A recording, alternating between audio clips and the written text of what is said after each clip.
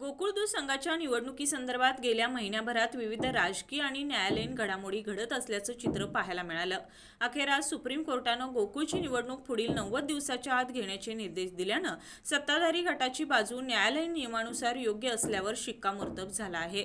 या निर्णयामुळे येत्या 3 आठवड्यात निवडणूक प्रक्रिया सुरू होण्याची शक्यता निर्माण झाली असून ऑगस्ट अखेर ते सप्टेंबर मध्यावधीपर्यंत नवीन संचालक मंडळाच्या निवडीची प्रक्रिया शासनाच्या दुग्ध विकास विभागाला राबवावी लागणार आहे.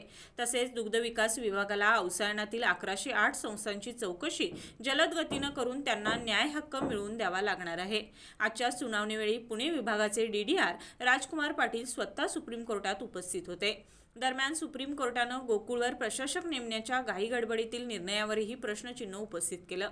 याचिकाकर्त्यांना याबाबत हायकोर्टात न्याय मागण्याच्या सूचना करण्यात आल्या.